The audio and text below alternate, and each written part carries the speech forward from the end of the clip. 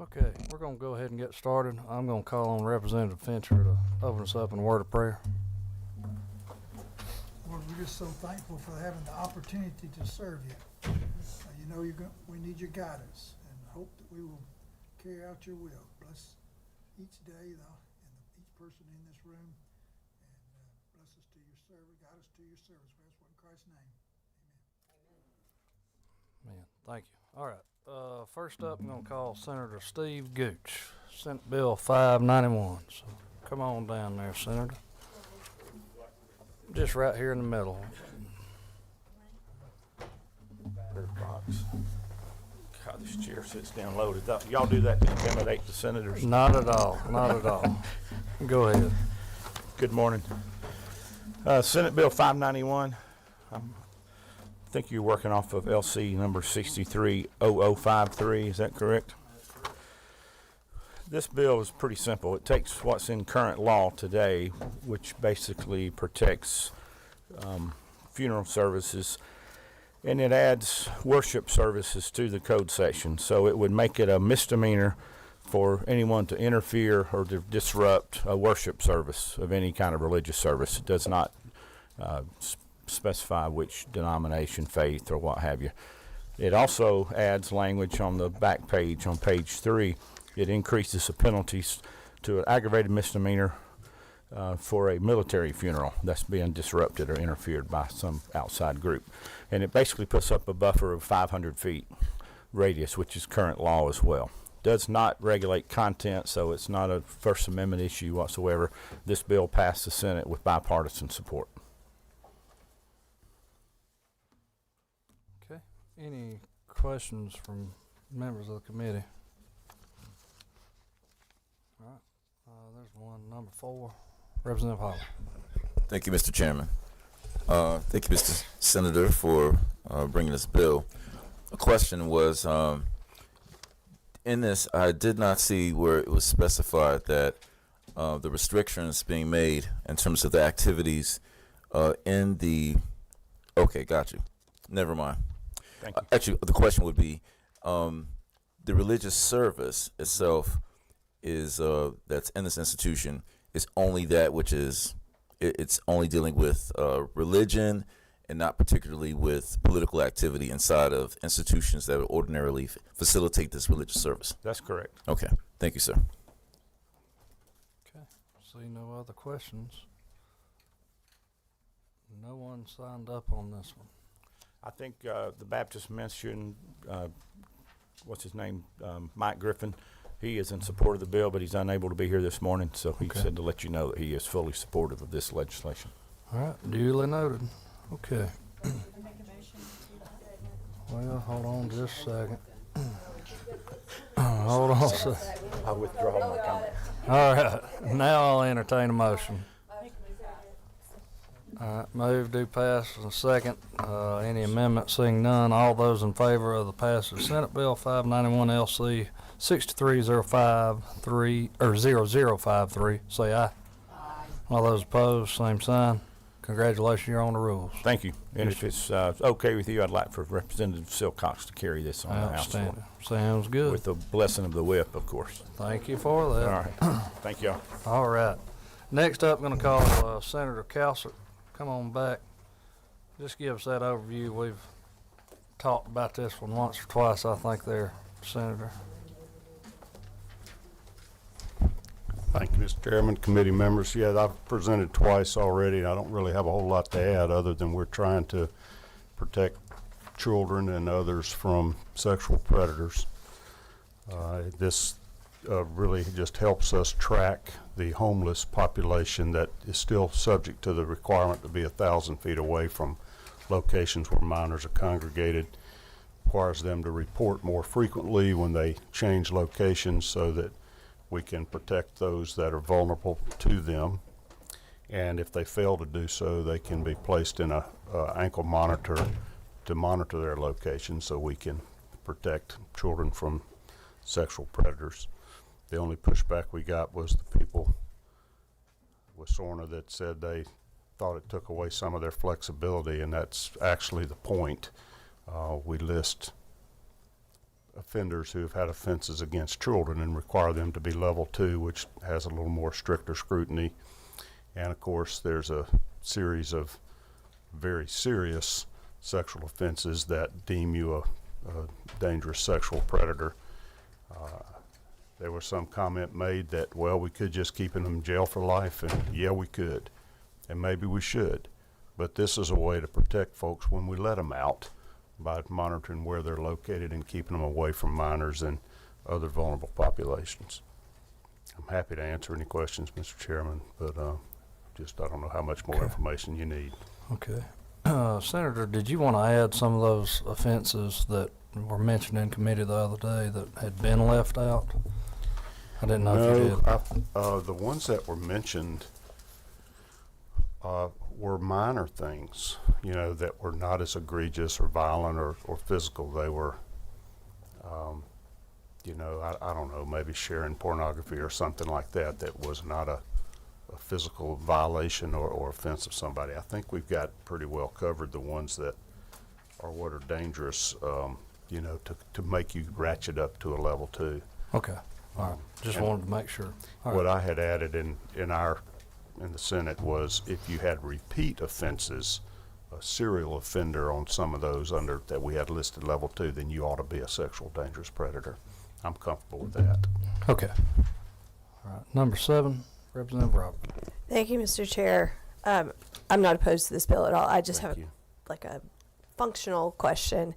If someone's homeless, I've never seen a tracking device up close. Do they have to be recharged? I'm trying to figure out how they're going to keep those. They do periodically, and I would imagine they would do that at any charging station, just like you could do it in your home, But they don't wherever have these a home. people are, a lot of them are in shelters, and that's part of the problem.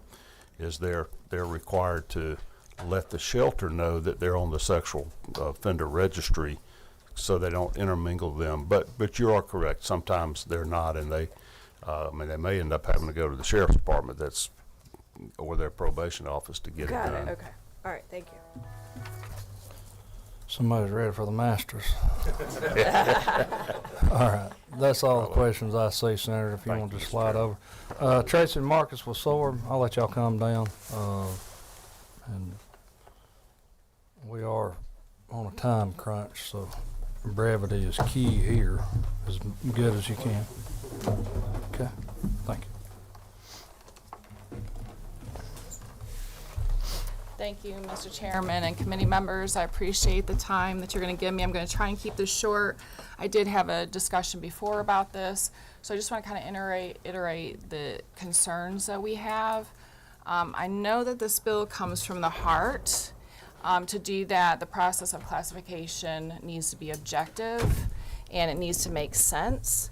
So, for example, the part of the bill addressing homeless sex offenders, the research shows that they're higher risk to commit sexual to reoffend. And so to have them on GPS makes sense, and to protect our children. And actually, regarding, if I may respond to a question about charging, so because I have clients who are sexually dangerous predators who wear a monitor who are homeless, fortunately, there's outlets in so many places, and they usually go to like convenience stores and places like that, so they can charge those monitors. But in reference to Section 3 regarding classifying sex offenders, where you're based on title alone, so for example, Senator Kauser stated that the other sex offenses not listed are less risky kind of offense types. It just shows that the title alone doesn't really tell you anything about the sex offender. And that's really where my focus is that classifying based on conviction alone means nothing about risk. So we have the registry, does exactly what it is supposed to do. It tells our families where somebody's living. They should protect their children and vulnerable no matter what the classification is. 1 to a predator, doesn't matter. They should protect them exactly the same. With the risk classification that's based on all the information, all the factual information that we obtain on a sex offender that doesn't just include their sex offenses. There's a lot of factors that go into considering risk, which includes violent offenses, criminal history, dynamic behavior, and community supervision behavior. All those things go into it. And so our law enforcement needs to identify those where they have to put their resources in. There's 28,000 sex offenders on the registry currently. They increase every single year. So with those not being able to come off the registry, what that means is we keep building and building and building. So what we need to do is be able to identify the most dangerous so the resources can really focus on those most dangerous, because if we use the funds or resources across the board for 28,000 plus sex offenders, what that means is they're not going to be able to monitor the most dangerous as efficiently and effectively as they need to. And that is all I have to say, and I appreciate your time and any questions. I just want to add one thing if I can.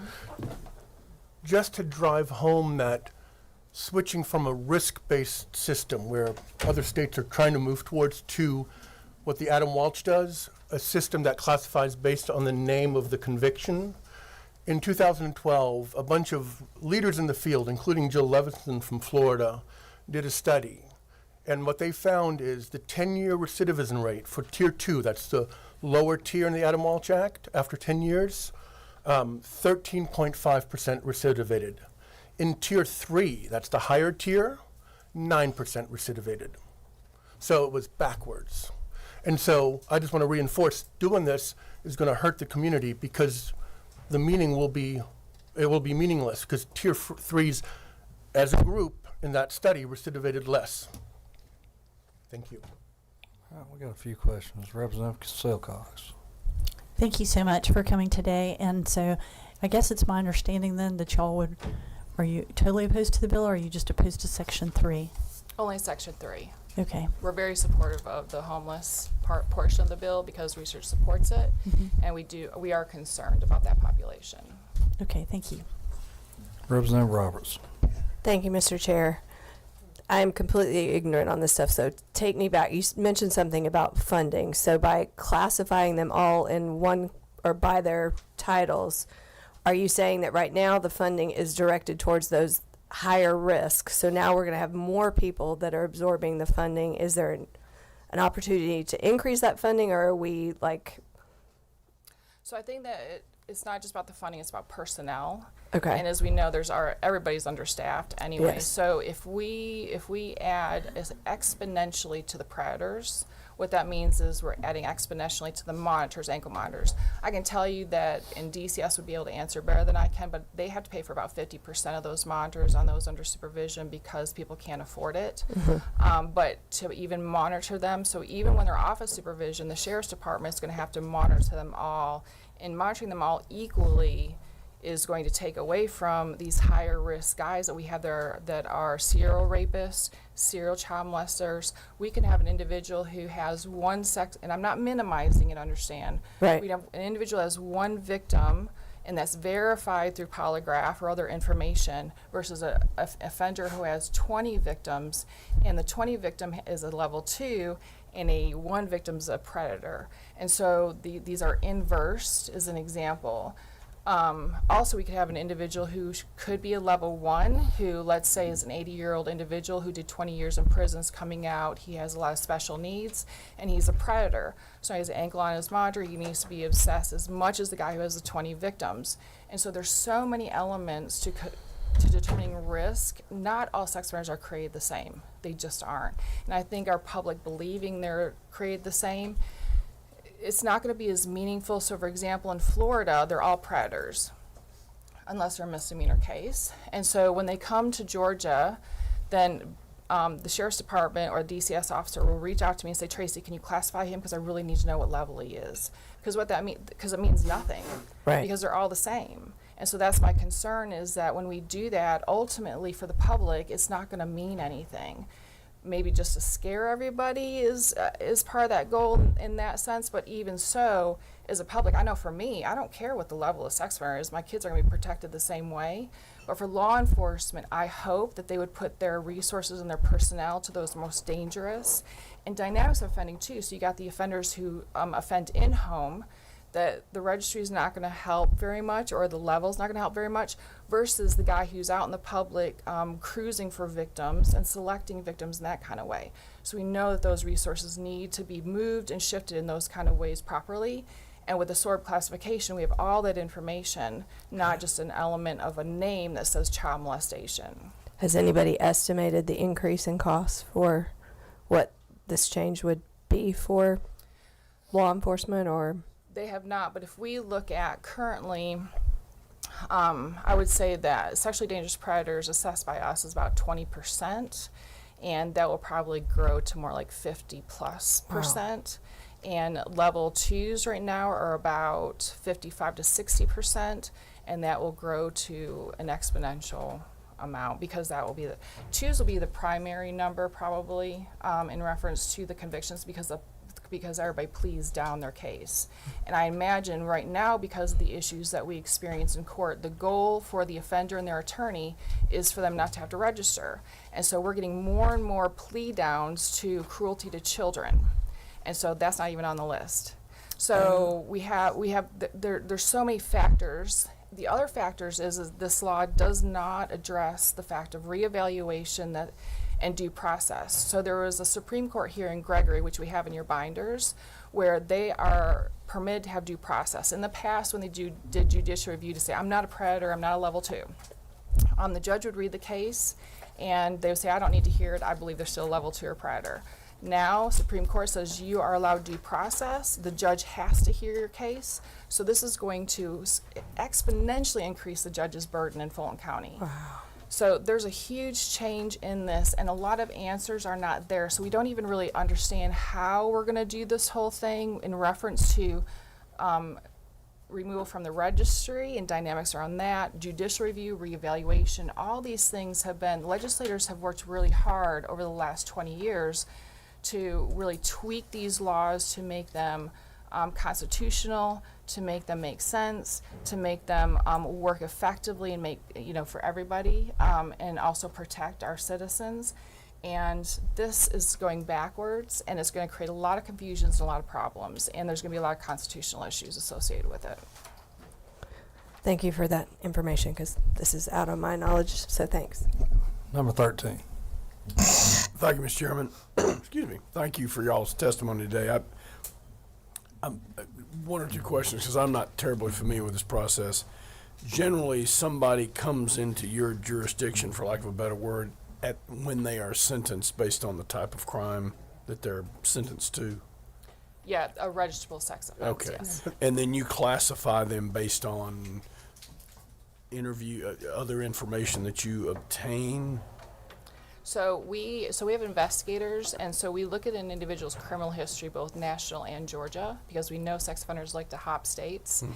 And so what they do is they look at all risk factors associated with their arrest. So any violent offense, any sex offense, it doesn't have to be convicted.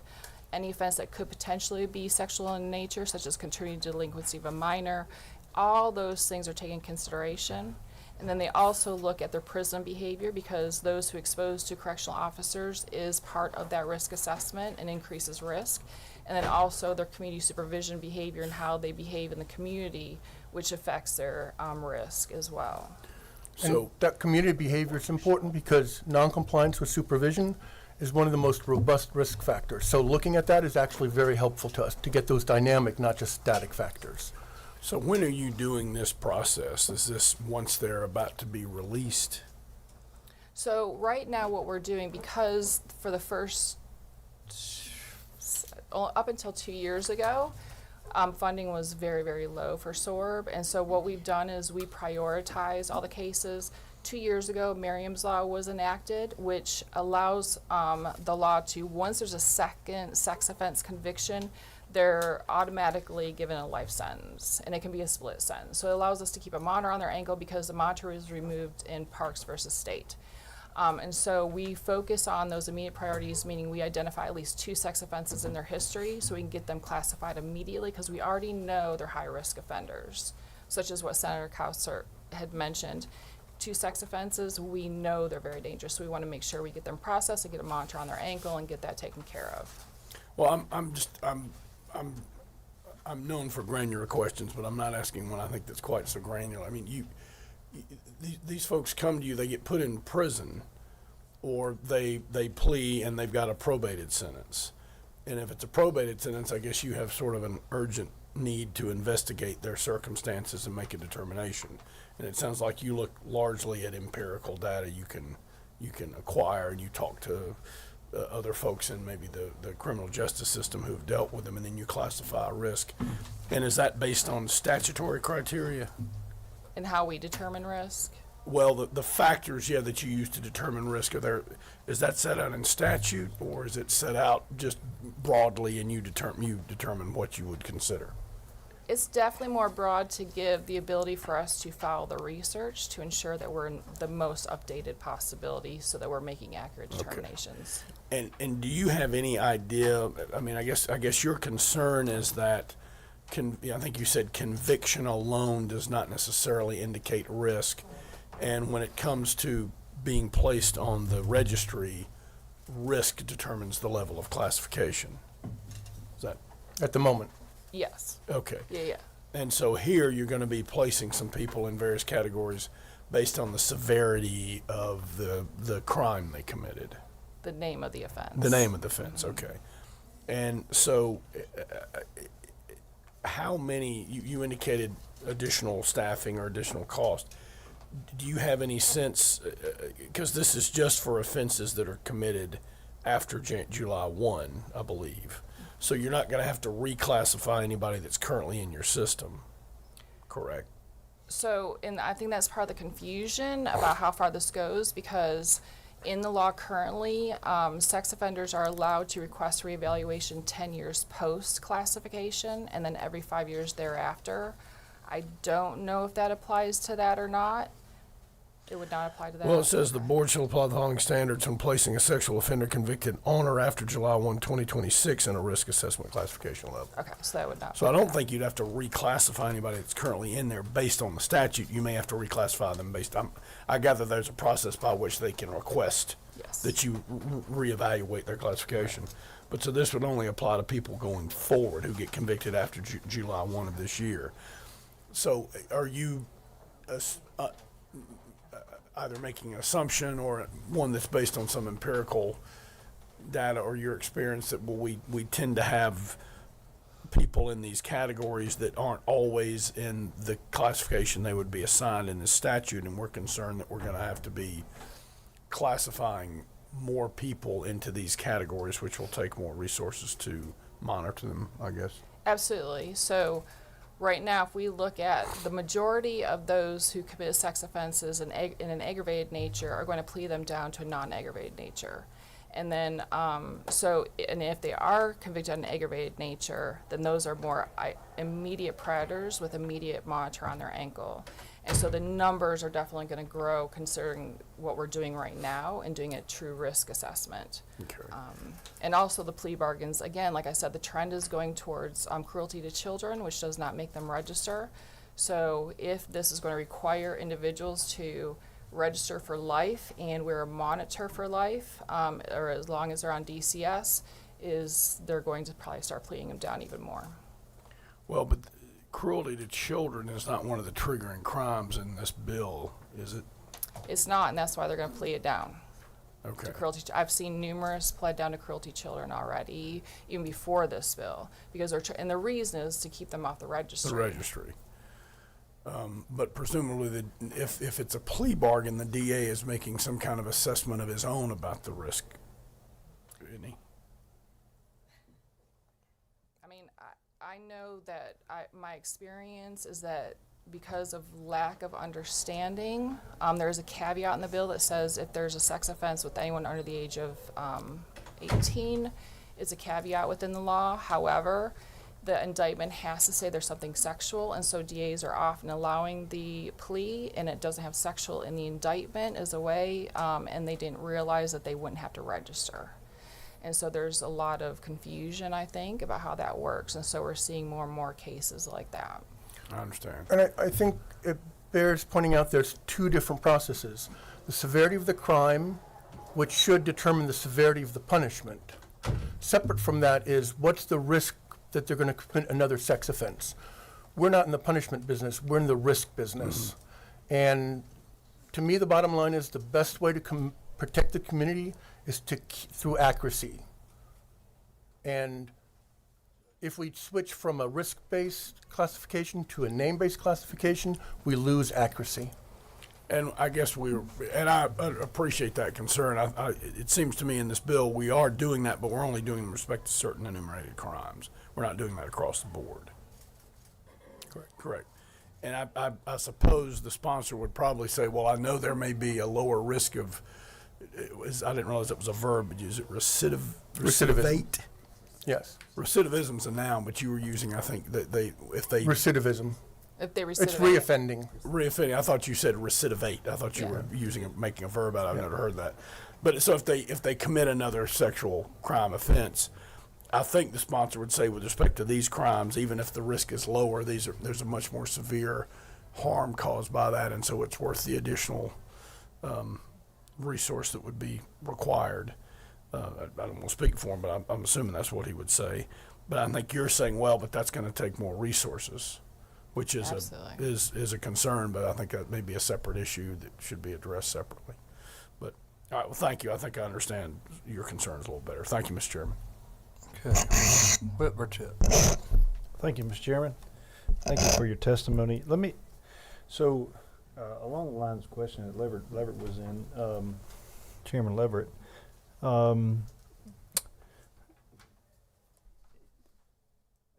this idea that I want to dig into is the risk provision you said. So if a person over 18 molests a child under 12, you're saying that there's a possibility that, or risk, the risk is less that they may reoffend, or can you give me your The risk depends on the risk factors, and the name of the charge doesn't capture risk.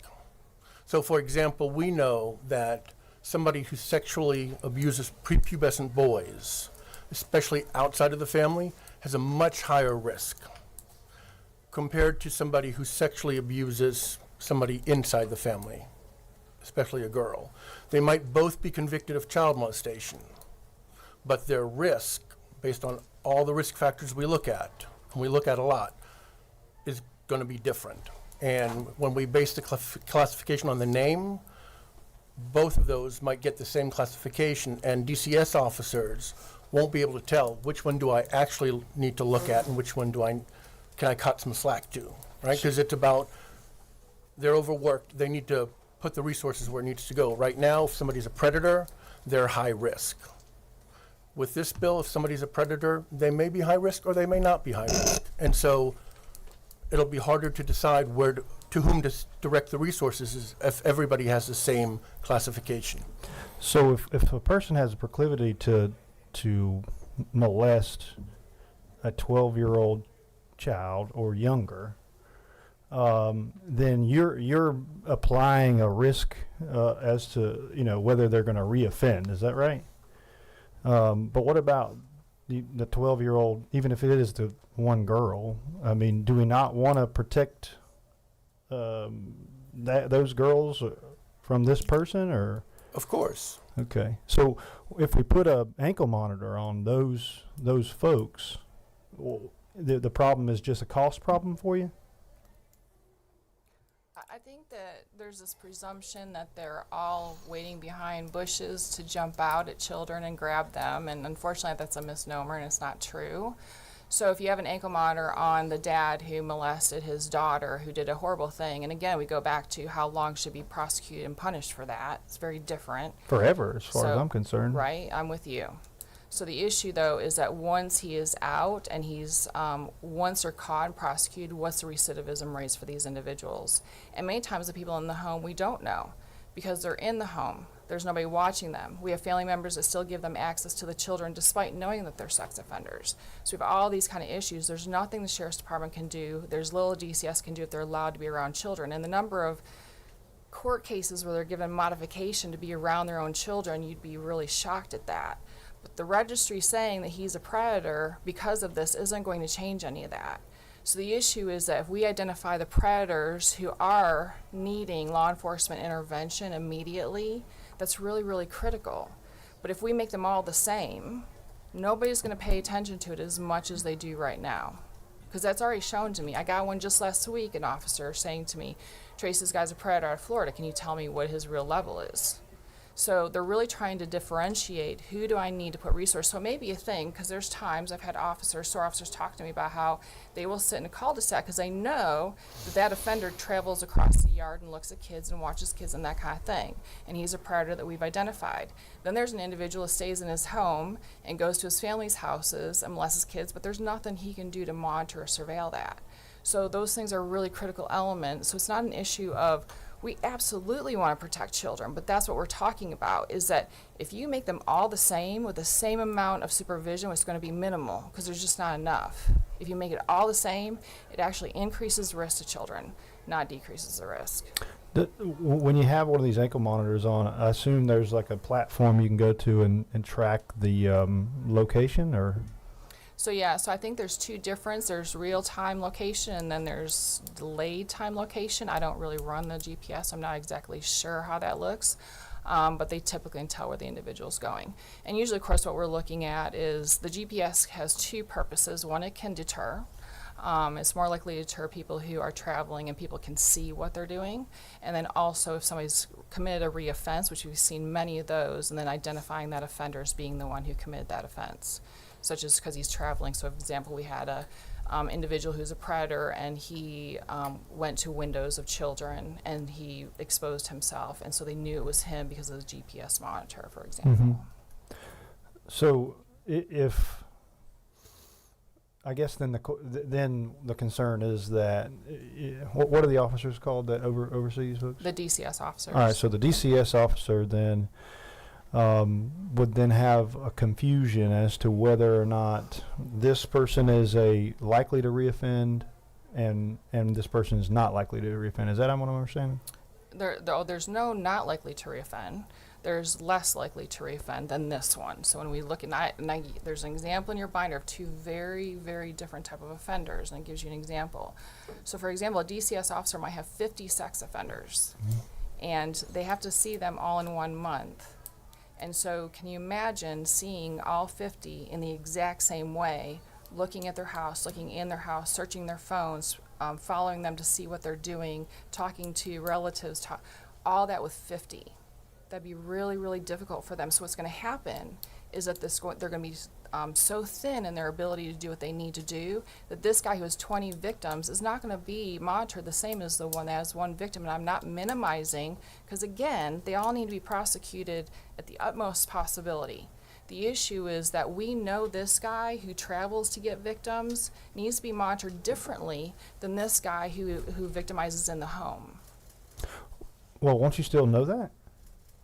I mean, the officer's going to know if you got 20 victims versus one victim, right? Yes, but they're all predators. Well, they're all predators right now. No, they're not. They're not all predators? No. 1, 2s are predators. So there's 3, there's level 1, level 2, and sexually dangerous predator. Okay.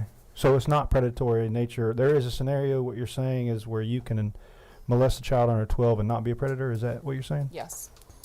Well, give me that scenario real quick. So if you have an individual who has, let's say the victim is 11 years old, it's his daughter, and he's molested that child. And again, hopefully he does a very long time in prison. He gets out, he has a good family, he has monitoring, he's not around any children. What kind of monitoring does he have? From probation. But not ankle monitoring? Correct. But also polygraphs. Polygraph. While they're under supervision, they usually get a polygraph either every 6 months or once a year, depending on how far along they are. Okay. Specialized sex offender treatment. So you have a lot of people who are overseeing this individuals to ensure the safety of the community. Versus the individual who has multiple paraphilias, multiple victims, are travelers for their sex offense, who molest neighbors, who molest their children's friends, who molest family members, who molest strangers. I had a client who molests children in the Walmart bathroom. He needs a very different monitoring than the guy who's in his house.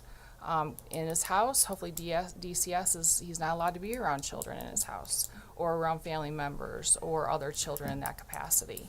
But going into Walmart's a little different in how, well, a lot different in how they're going to have to monitor them.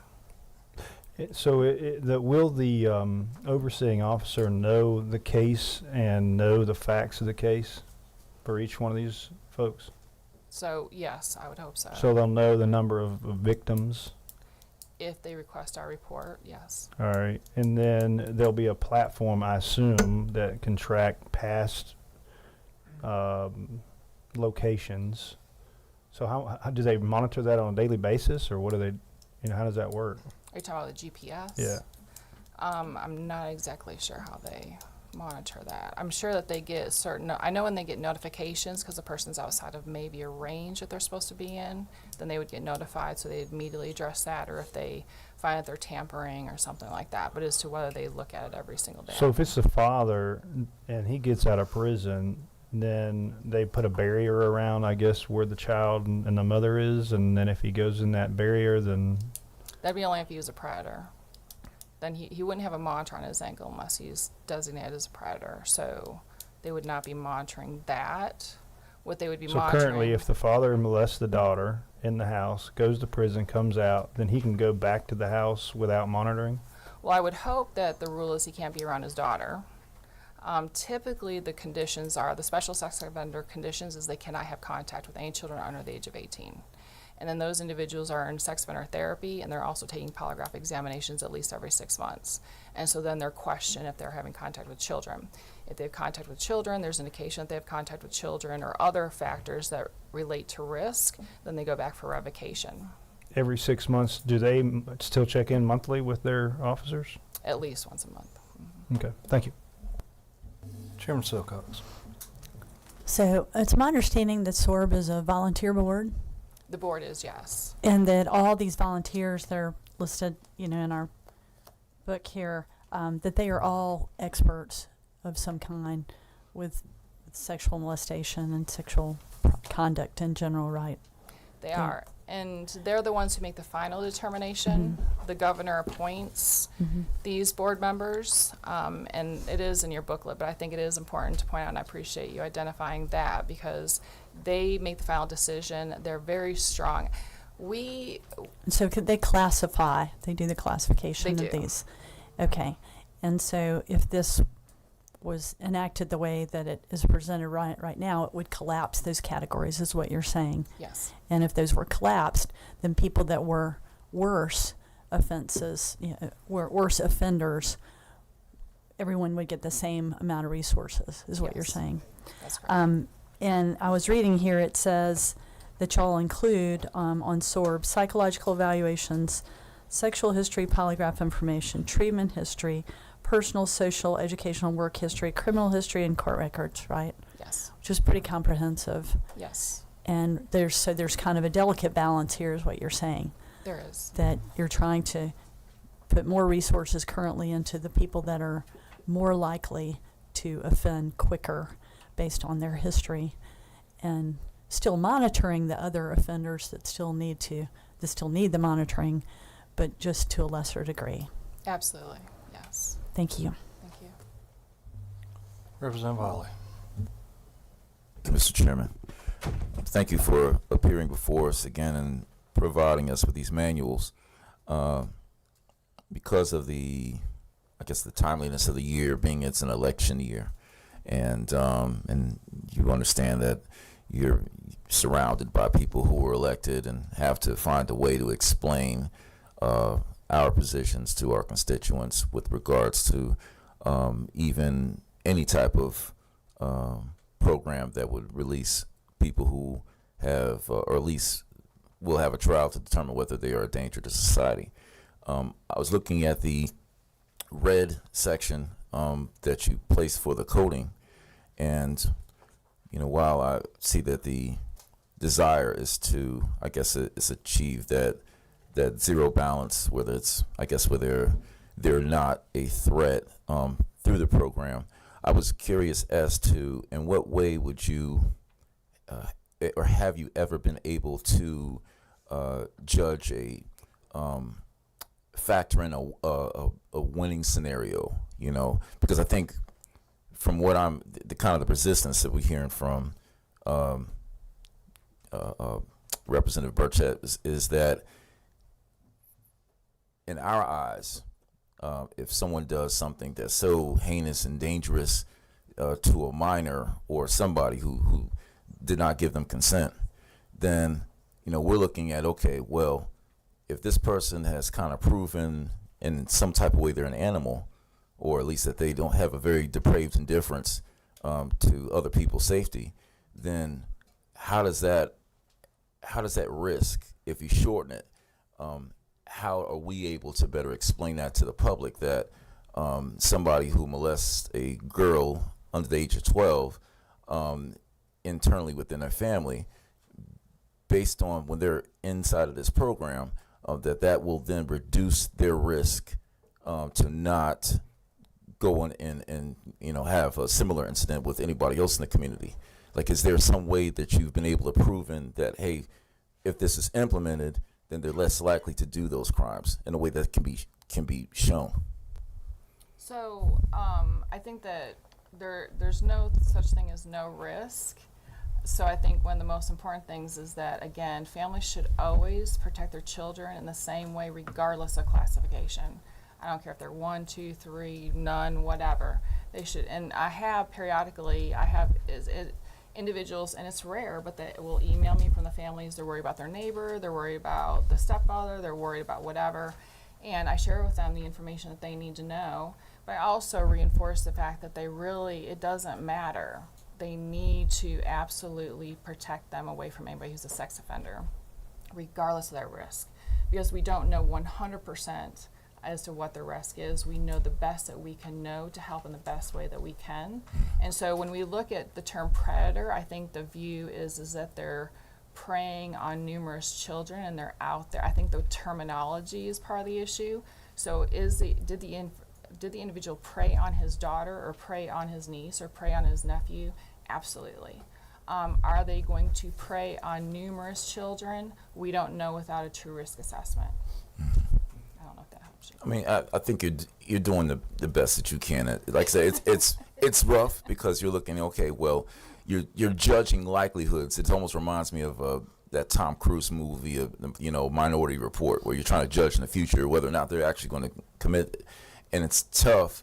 I think that it also, again, good work. I think it may be a tough sell for public servants running for re-election to say, hey, we put this particular type of sexual predator within this category, but they're probably not like this one, and having to be able to make the case that, there's some type of uniform system that can judge the level of severity based upon each one.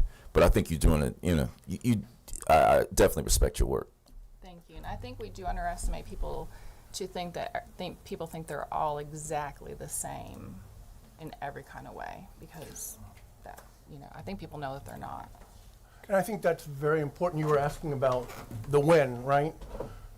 The accuracy of classification is the when.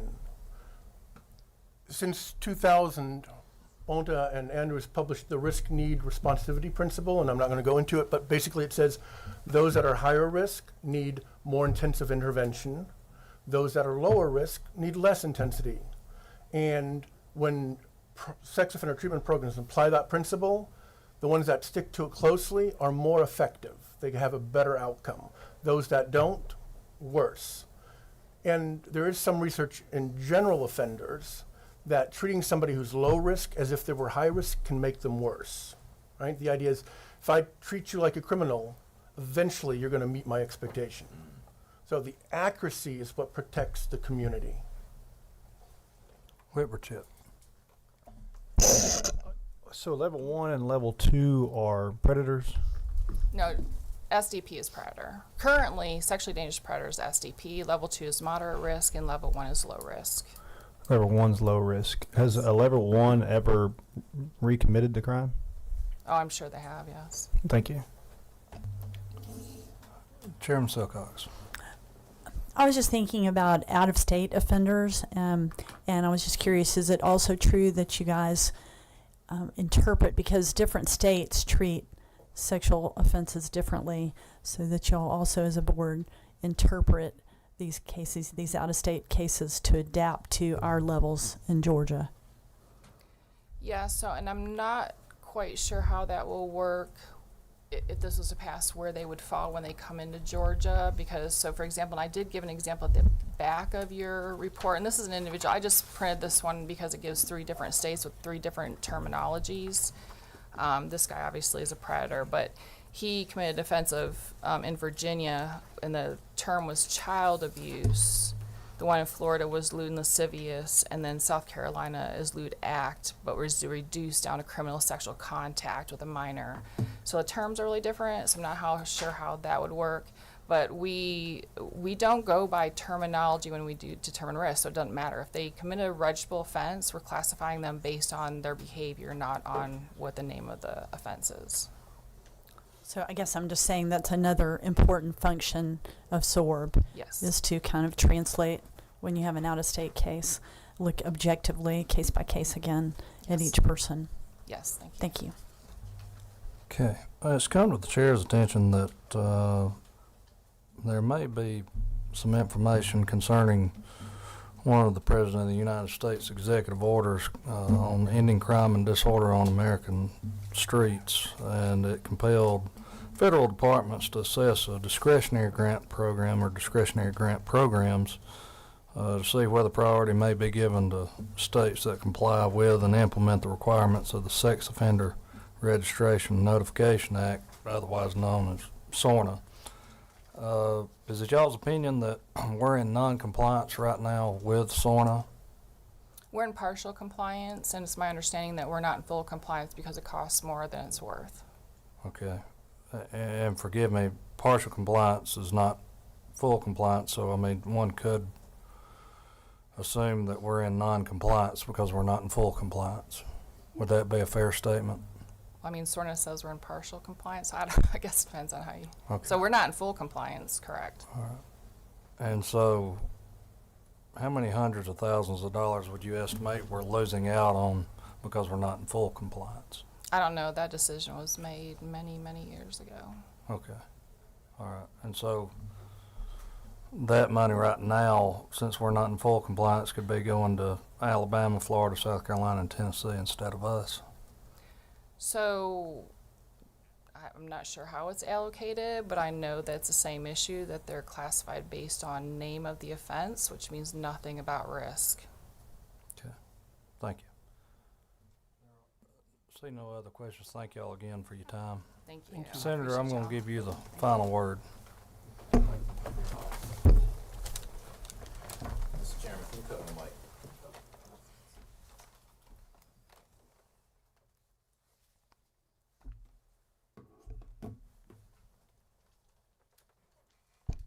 What a terrible way to start your morning, talking about this, really tragic sort of problem that we have in our society.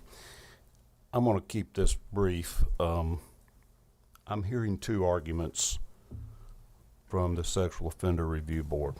One is that in some ways the list contained in Section 3 is too lenient. It does not in any way prevent them from classifying somebody higher or somebody that hasn't committed these offenses as a level 2 or as a sexually dangerous predator. The other is that it's too harsh, that you're forcing us to call somebody a sexually dangerous predator for having convicted these offenses. Well, my goodness, I'm glad I'm bringing this bill now. If that board that's in charge of classifying these people does not think that you're a sexual dangerous predator when you have committed aggravated assault with the intent to rape, when you've kidnapped a child less than 14 that is not your own child, when you're doing sex trafficking, when you rape, aggravated sodomy, and aggravated child molestation, if those offenses don't deem you a sexually dangerous predator, this board isn't doing their job, and we need to look into this. These are no-brainers. These are vicious animal just predators in every sense of the word, and that's who we want to be closely supervised and monitored. the level 2, which currently is 55 to 60% of the sexual offenders. What, are we going to make more people have to do it because we're saying anybody that molests a child less than 12 ought to be at least level 2? Anybody that entices a child less than 12 for indecent purposes, incest, sexual exploitation of children, if those offenses do not get you on level 2, then we need to fire this board and start all over again. These are minimums, and I don't understand how they want to consider other factors. The factor of those offenses, which might have been negotiated or pled down from a more serious offense to begin with, we have to watch these people. We're allowing them out of jail, potentially near our children or near future victims. They need to be classified as dangerous as they are. And if there are other factors about plea bargains or whatever, or repeat behavior that wasn't criminal, then they should take those into account and move them up to a level 2. And I hope they'll be doing their job in doing that. And I hate it that we may have to supervise or monitor or track these people. If we have them in our society, they are committing the offenses, then by golly, let's keep our eyes on them and keep them away from our children. These seem to me to be very minimum standards to move somebody up to a level 2 or call you a sexually dangerous predator. So I honestly am almost nauseated thinking about the whole subject matter when we see how much of this is going on, but I would ask for favorable consideration. It sounds like there's a commitment from the senator that if this were to pass, there'd be a line item in the budget to increase for community Everything I can do. supervision. Yeah, Okay. I'm not going to refuse to pass this bill because it's going to cost us money to protect our children. I thought my aged ears heard that, so thank you. All right. Committee, thank y'all. We've talked on this one for a while with at least 2, not 3 committee meetings. So what say the committee? Motion to pass. Got a move to pass. Second. Any amendments? Seeing none, all those in favor of the passage of LC 640104S say aye. Aye. All those opposed, same sign. Congratulations, you're on. All right, 2 noes. You're on the rules, Mr. Chairman. If you get me the form, I'll sign it. Tim Fleming has offered to carry this. Okay, thank you. Thank you very much. All right. The chairman, due to one kidney function at 70% and the other at 30%, needs to take a restroom break, so we're going to take 10 minutes and we'll be back.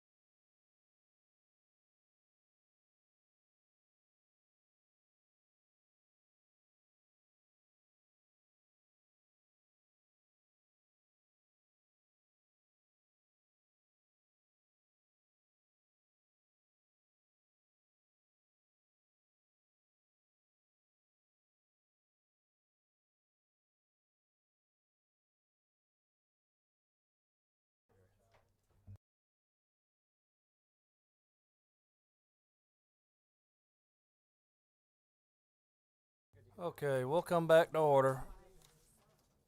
We'll come back to order. All right. I spoke with Senator Hatchett, and Chair, after much consideration and deliberation, has asked him to rework that. Chairman Brad Thomas has a great piece of legislation that we've sent over to the Senate 3 times, or for 3 sessions, I think I should qualify. So he's going to rework that, and we'll put Senator Hatchett's bill back on for Thursday's meeting. Right now, members, we've had Senate Bill 163 in the belly of the committee for 2 sessions now, and the substance of that bill was already passed late last session. So you'll see an amendment, or what's titled LC 590459S in your folders, and I'm going to offer that as a committee substitute to Senate Bill 163, which we will strip entirely, including the title, and substitute what you see before you in LC 590459S. This was the discovery bill that this committee passed out before crossover day, and just wanted to make sure I went over these changes for clarity for the committee. We use uniformity in the use of state and prosecuting attorney, and we've replaced line 18 with the following, with this language: shall in all cases be sufficient, and the state or prosecuting attorney shall mail or email a copy of an indictment filed. I believe that was at the request of the clerks. And then there's clarity in the language noted by the Superior Court judges. And line 43, which was replaced with the following: defendant may have leave to file additional motions based upon the items disclosed in the. And we have replaced in lines 106 through 108 with the following: this article shall only apply to misdemeanor cases in city, municipal, recorders, probate, and any other court wherein a jury cannot be impaneled when the state or prosecuting attorney and the defendant agree in writing that this article shall apply. Without such written agreement, pursuant to Code Section 17-16-20, Article 2 shall apply. And then in line 74, we've replaced with the following: investigation of the laboratory where the evidence is being held. Nothing in this subparagraph shall allow for materials to be copied of subparagraph B of this paragraph. Only allows for inspection. That would have been line 174. Uh-huh.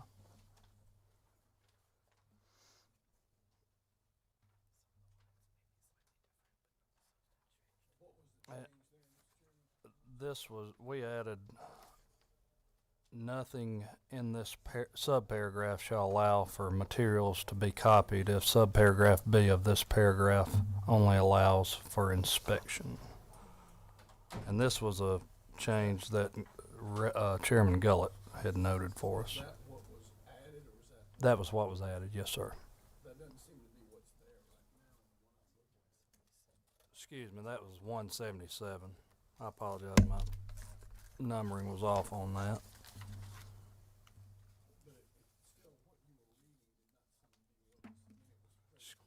Excuse me, I'll retract that. What you see added there, it would be no provision of this subparagraph shall be construed to allow for the printing or copying of materials only permitted to be inspected under subparagraph B of this paragraph. Was what you were reading what formerly was there. Yes. Yes. And then we have in section 8,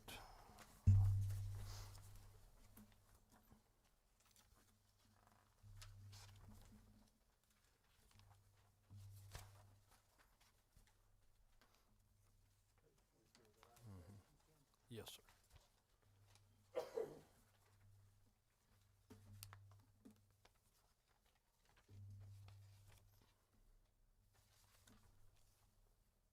All right. We have added a new section 8.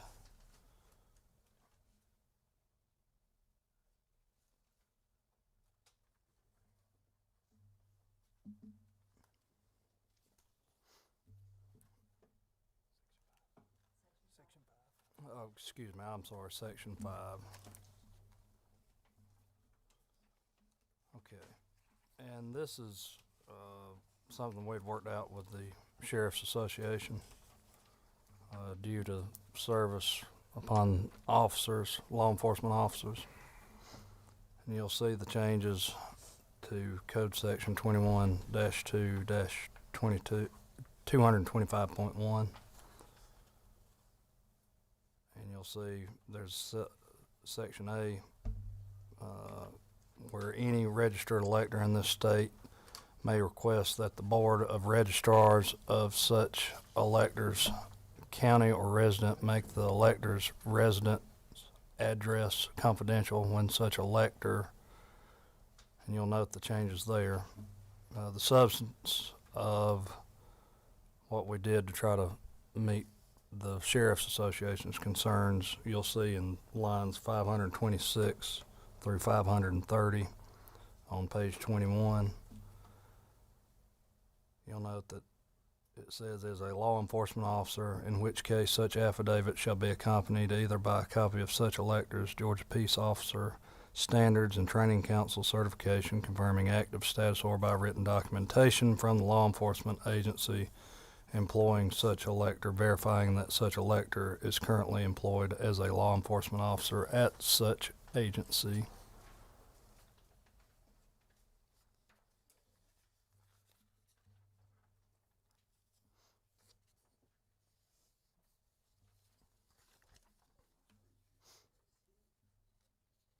And I'll invite Gackel up to explain more of the substance of these changes.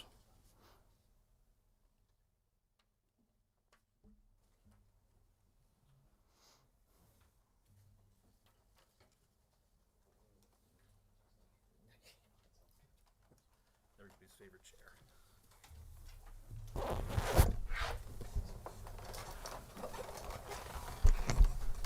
Hi, everyone. My name is Brian Hines with Gactyl, Sarah Stewart with Gactyl as well. So just to get to the Section 5 real quick, just to give a little clarity. This was something we'd actually talked about with some of our law enforcement friends, because I think we can all appreciate in the criminal justice process, all different phases matter. Prosecutors, defense counsel, and law enforcement officers, doing the work every day. And one of the things from some conversations with actually some local APD officers, I'd heard that people were getting doxxed through their election records because it's all public right now. So there's actually, the Secretary of State has what they call a vote safe program, and I think there's a provision that applies to judges currently as well. But this code section right here actually deals with domestic violence victims. So what we tried to do was actually give them a mechanism so where they can go apply to essentially have their election records made confidential so that their personal home address isn't available. And the benefit of this is there's actually a property tax code section as well, and I believe that's in 50-1878 if I recall correctly. So there's already an analog for property records. So I think this is just kind of also shoring it up for them with the election records too, because I think, again, they put their lives on the line, which was kind of a way where we thought we could provide some compromise, because we are putting a little bit of a burden on the sheriffs with the subpoena process, but we think that also makes the system run a lot more efficiently too. So it's kind of a give and take. And I would say that the intent is not to put any burden on the sheriffs. It's actually, as we've discussed before, to do away with the problem that right now the way that we have to serve them is to track them down personally. And by this, we think fits very well with that goal, and just ensuring that if you can't find somebody, you go to the election records and kind of try to ambush them that way. And it's not the intent at all. It's to formalize the process, make it efficient, make it safer, and easier for everybody.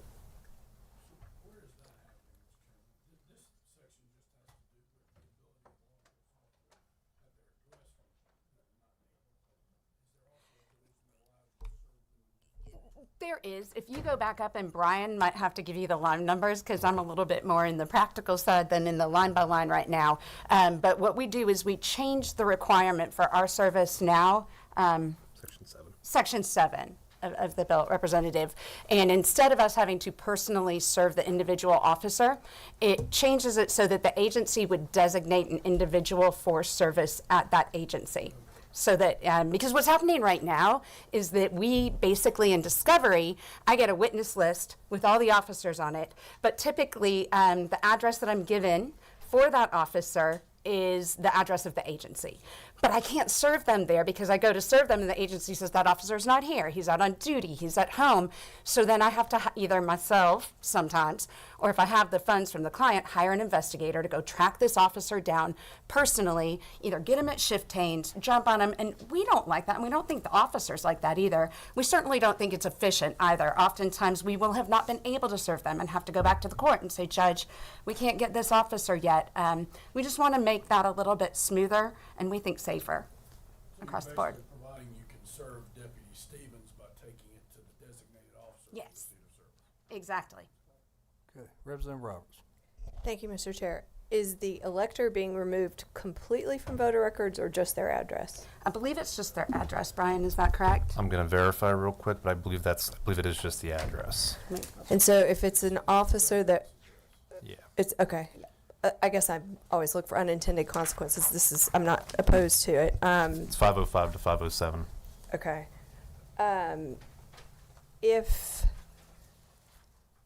Sheriffs are elected, right? And so is there a way for someone to, if we make residency challenges pretty regularly in elections, I'm just curious how you would be able to raise that issue with a potential candidate.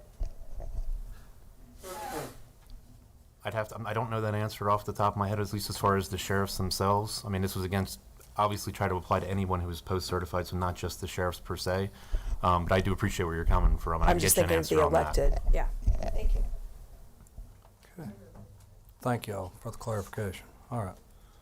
Members, you see this before you. What's the will of the committee? Motion to pass. All right, move to pass. Do I have a second? All right, move to pass a second. Any amendments? Seeing none. All those in favor of the passage of LC 590459S as a committee substitute to SB 163, say aye. Aye. All those opposed, same sign.